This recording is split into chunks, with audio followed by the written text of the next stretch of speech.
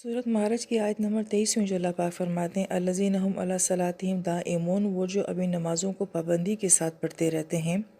तो इस आयत मुबारका के ज़मन में अहले इल्म ने बहुत ही खूबसूरत नुकात जो हैं वो बयान फरमाए हैं। मुफस्सिर किराम ये फरमाते हैं कि नमाज के दो निज़ाम हैं, एक नमाज का ज़ाहरी निज़ाम है और एक नमाज का बातिनी निज़ाम है। लिहाजा नमाज के ज़ाहरी निज़ाम के साथ जो ताल्लुक़ है वो हमारे वज़ू का है, जमात का है, जगह का है, क़याम और क़ऊद का है, इमाम साहब का है, मुक्तदी का है। ये सारा एक ज़ाहरी सिस्टम है जो नमाज का हमें दिया गया है। और नमाज का जो बातिनी निज़ाम है वो कहा गया है कि वो उसका खुशू खुजू है, वो उसका सुकून है, वो उसकी कैफियत है। और अल्लाह ताला की शान करीमी इन आयात में नज़र आती है कि अल्लाह पाक ने हमसे नमाज के ज़ाहरी निज़ाम की बात की है, बातिनी निज़ाम की बात नहीं की है। क्योंकि ज़ाहरी बात है कि हर इंसान का खुशू एक जैसा नहीं हो सकता, हर इंसान की नमाज की कैफियत एक जैसी नहीं होती। तो अल्लाह पाक ने ये नहीं फरमाया कि वो नमाजी कामयाब होंगे कि जिनकी सब की खुशू की कैफियत एक जैसी हो। तो फिर ज़ाहरी बात है कि जो बड़े आला तरीके से, बड़ी खुशू खुजू से, बड़ी ख़ास कैफियत के साथ नमाज़ पढ़ते हैं, सिर्फ़ वही लोग नमाज से फ़ायदा उठा सकते। और जिसको ये सब जो है कम मिक़दार में नसीब होता है या किसी को नसीब होता ही नहीं है, वो सारी ज़िंदगी जो है सिर्फ़ अल्लाह ताला के हुक्म के लिए नमाज़ पढ़ता है, जब ये कैफियत उसके अंदर नहीं होती है। दोनों सूरतों के अंदर जो है वो नमाज उसको भी फ़ायदा देती है। इसलिए अल्लाह पाक ने दाइमून का लफ्ज़ फरमाया है, यहाँ पे खुशू का और नमाज की अंदरूनी कैफियत का ज़िक्र नहीं फरमाया। लिहाजा इससे ये सब बात साबित हुई कि जो इंसान जिस लेवल की भी नमाज़ पढ़ता है, अपनी हद्दुल विसा कोशिश के बाद वो नमाज उसको फ़ायदा ज़रूर देती है। फिर इसके बाद जो दूसरा अहम नुक्ता हमें समझाया गया वो ये कि अपनी नमाज को खूबसूरत बनाएं, अपनी नमाज के ऊपर मेहनत करें। और उसका तरीक़ाकार क्या है? अहले इल्म ये फरमाते हैं कि जैसे कि आप घर बनाते हैं तो पहले ईंटें होती हैं, फिर प्लस्तर होता है, फिर पेंट होता है। तो जैसे घर खूबसूरत बनाया जाता है, ऐसे अपनी इबादत को भी खूबसूरत बनाया जाता है। लिहाजा नमाज का जो ज़ाहरी निज़ाम है, हमारा काम यह है कि पहले उसके ऊपर फोकस करें। लिहाजा वज़ू का एहतमाम हो, वक्त के ऊपर पढ़ने की कोशिश करें, और उसके बाद जितना हो सके जो ज़ाहरी लिहाज से हमारा नमाज के अंदर फोकस होता है उसको बरकरार रखने की कोशिश करें। यहाँ पे अहले इल्म जो इसकी मिसाल देते हैं कि अगर आपने किसी को इंटरव्यू देने के लिए जाना है और सामने कुछ लोगों का पैनल बैठा हुआ है, या आप अपने बॉस से मिलने के लिए जा रहे हैं, किसी बड़ी शख्सियत से मिलने के लिए जा रहे हैं, आप अपना मोबाइल ऑफ कर देते हैं, कोई कॉल आप रिसीव नहीं करते, इधर उधर आप किसी से बात नहीं करते हैं, और आपका सारा फोकस जो होता है वो सामने वाली शख्सियत के ऊपर होता है। बस इतनी अहमियत अपने रब को भी दे दिया करें कि उस वक्त में कोई दूसरा काम नहीं है, सब कामों से ताल्लुक़ तोड़ के जो है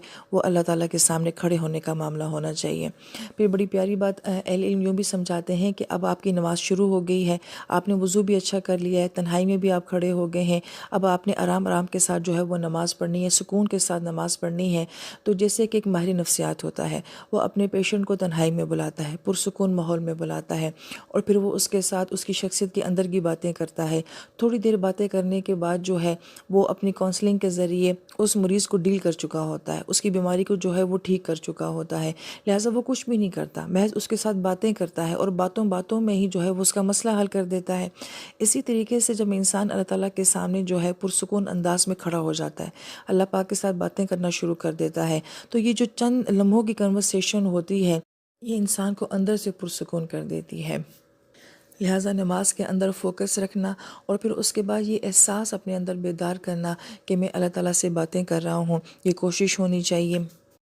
जहाँ पे अहले इल्म जो बड़ी अहम बात बयान फरमाते हैं वो ये है कि अमूमन हम लोगों से जो बात सुनते हैं वो ये कि नमाज़ पढ़ने में मज़ा नहीं आता, नमाज के अंदर वो कैफियत नहीं होती। फिर हम लोगों ने कुछ औलिया अल्लाह के या सहाबा किराम के वाक़यात सुने होते हैं, उनकी नमाज़ों की वो कैफियत सुनी होती हैं, तो फिर हम अपनी नमाज़ों का उनकी नमाज़ों के साथ मुवाज़ना करना शुरू कर देते हैं। तो लिहाजा अहले इल्म जो है बड़ी प्यारी बात ये फरमाते हैं, हमारा काम यह है कि हम नमाज के ज़ाहरी निज़ाम के ऊपर मेहनत करना शुरू कर दें और उसमें दायमून की कैफियत लेकर आएँ, रेगुलर बेसिस के ऊपर उसको लेकर आएँ। जब ये चीज़ होगी तो नमाज की कैफियत खुद ब खुद आनी शुरू हो जाएगी, उसका खुशू जो है वो खुद ब खुद आने शुरू हो जाएगा। हमारा मसला ये है कि हम आज की नमाज़ पढ़ के ये कहते हैं कि आज मुझे वो हलावत नहीं मिली, आज मुझे वो मज़ा नहीं मिला, आज मुझे वो सुकून नहीं मिला। वो बज़ाहिर हमें ऐसा नज़र आ रहा होता है कि वो नहीं है, लेकिन बातन वो कहीं ना कहीं हमें फ़ायदा दे रही होती है। لہٰذا ہمیں ایک دم جو ہے وہ اپنی نمازوں کو اولیاء اللہ کی نمازوں کے ساتھ جو ہے وہ کمپیئر نہیں کرنا چاہیے۔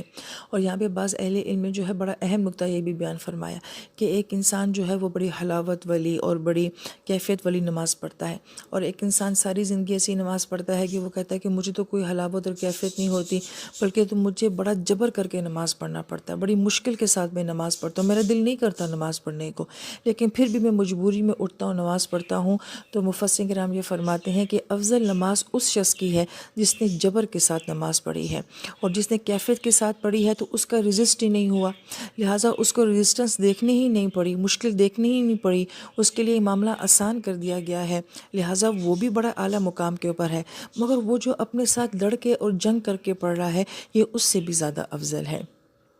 اور پھر اس ساری بات کے بعد جو تیسرا نقطہ اہل علم بیان فرماتے ہیں وہ یہ کہ اپنی نمازوں میں دائمون ہونا ہے۔ دائمون جو ہے فاعلون کے وزن کے اوپر ہے، یہ بھی اسم ہے، یعنی کہ ایک دو دن کی نمازیں نہیں، یا یوں کہیں کہ ہم کہتے ہیں ہم 3 پڑھ لیتے ہیں مگر فجر عشاء نہیں پڑھتے، کوئی کہتا ہے ہم 4 پڑھ لیتے ہیں مگر ایک ہماری مس ہو جاتی ہے، اور پھر کوئی یہ کہتا ہے کبھی پڑھ لیتے ہیں کبھی نہیں پڑھ لیتے۔ تو بڑی پیاری بات اہل علم یہ فرماتے ہیں کہ جب آپ کو اینٹی بائیوٹک کا کورس کروایا جاتا ہے یا آپ کو ٹی بی کی بیماری کا جب کورس کروایا جاتا ہے تو اگر آپ کی ایک دن کی میڈیسن بھی جو ہے وہ مس ہو جائے تو وہ کہتے ہیں نئے سرے سے کورس سٹارٹ کرو۔ بالکل اسی طریقے سے روحانی بیماریاں جو ہوتی ہیں ہمارے اندر، جو ہماری اندر کی شخصیت ہوتی ہے، یہ روزانہ کی بیس کے اوپر کام کرنا ہوتا ہے، مستقل مزاجی کے ساتھ کرنا ہوتا ہے، 5 وقت کرنے کا ہوتا ہے۔ جو سسٹم اللہ تعالیٰ نے 5 وقت کا بنایا ہے، ہم اس کو اگر خود سے 3 یا 2 بنا دیں گے تو کیا وہ افیکٹو ہوگا؟ لازمی بات ہے کہ وہ افیکٹو نہیں ہوتا۔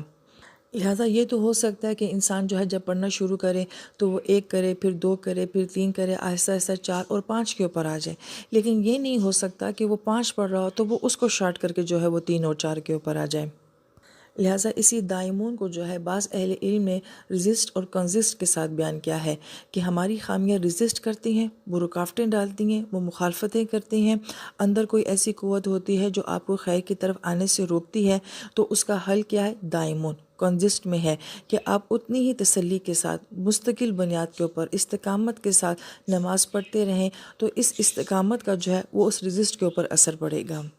آیت مبارکہ میں لفظ دائمون جو ہے یہ بڑی اہمیت کا حامل ہے۔ ہم اردو زبان میں جو دوام لفظ بولتے ہیں وہ بھی اسی سے ہے، اور بعض مفسرین کرام نے فرمایا کہ عربی زبان میں الماء دائم بولا جاتا ہے کہ جو پانی ٹھہرا ہوا ہوتا ہے، ساکن ہوتا ہے، اسے الماء دائم بولا جاتا ہے۔ تو نمازی اپنی نماز میں جب سکون کے ساتھ کھڑا ہوتا ہے، مستقل مزاج کے ساتھ کھڑا ہوتا ہے، تو پھر یہ نماز جو ہے وہ اس کی اخلاقیات کے اوپر، اس کی سیرت کے اوپر بہت مثبت اثرات جو ہے وہ ڈالتی ہے۔ پھر اس آیت مبارکہ کے ضمن میں جو انتہائی خوبصورت اور اہم بات بیان کی جا رہی ہے، جو ساری اس بات کا لب لباب بھی ہے کہ ان آیات کا سابقہ آیات کے ساتھ ربط کیا ہے۔ اللہ پاک نے سورہ معارج کی ابتدا اس بات سے کی ہے کہ حشر کا دن جو ہے وہ 50,000 سال کا ہوگا، اور پھر یہاں پہ نماز میں کھڑے ہونے کی بات اور استقامت کی بات کی جا رہی ہے۔ مفسرین کرام بھی فرماتے ہیں کہ جس طرح ہماری عبادات کا تعلق جو ہے وہ ہماری روحانیت کی دنیا کے ساتھ ہوتا ہے، ہماری سیرت، ہمارے کردار، ہماری اندر کی شخصیت کے ساتھ ہوتا ہے، یہ بات بہت غور طلب ہے، غور کیجئے گا اس بات کے اوپر۔ اسی طریقے سے اللہ تعالیٰ نے جو یہ عبادات ہمیں دیے ہیں نا، تو ان دنیا کی عبادات کا تعلق جو ہے یہ ہماری آخرت اور حشر کے دن کے ساتھ ہے۔ لہذا یہاں پہ نماز بیان ہو رہی ہے تو نماز کا حشر کے دن کے ساتھ کیا تعلق ہے، ان آیات کا سیکونس ہمیں کیا کہہ رہا ہے؟ تو یہ نقطہ جو مفسرین کرام بیان فرماتے ہیں کہ جس کو اپنی نماز میں جتنا اچھا، جتنا خوبصورت، جتنا پرسکون کھڑا ہونا آ گیا، تو کل حشر کے دن یہی انسان اللہ تعالیٰ کے سامنے اتنا ہی کامیاب، پرسکون اور خوبصورت انداز میں کھڑا ہوگا۔ اور انہی لوگوں کے لیے شاید حدیث پاک میں جو بیان کیا گیا ہے کہ ان کے لیے وہ 50,000 سال کا دن جو ہے وہ گویا کہ فجر کی 2 سنتوں کے برابر ہوگا یا ایک فرض نماز کے برابر ہوگا۔ لہٰذا دنیا کا نماز میں کھڑا ہونا، اس کا تعلق جو ہے کل قیامت میں اللہ تعالیٰ کے سامنے کھڑے ہونے کے ساتھ ہے۔ لہٰذا اللہ تعالیٰ آج ہمیں دنیا میں ان نمازوں میں ایک خوبصورت انداز میں، پرسکون انداز میں کھڑا ہونے کی توفیق نصیب فرمائے کہ کل جب میں اپنے رب کے سامنے کھڑی ہوں تو میں عزت کے ساتھ اور وقار کے ساتھ کھڑی ہوں۔ لہٰذا سورہ معارج کی آیات بہت خوبصورت ہیں اور ان کا تعلق جو ہے ہمارے کردار کے ساتھ بہت گہرا ہے، تو جوں جوں سنتے جائیں یا جوں جوں ہم پڑھتے جائیں اللہ تعالیٰ سے دعا بھی کرتے جائیں کہ اللہ تعالیٰ یہ ساری خوبصورتیاں اور یہ ساری برکتیں جو ان عبادات کے اندر آپ نے رکھی ہوئی ہیں، اللہ وہ ہمیں نصیب فرمائے۔ اللہ ہمیں سے ہر ایک کو ہماری نماز کے ساتھ وفادار اور ایماندار ہونے کی توفیق نصیب فرمائے۔ آمین یا رب العالمین۔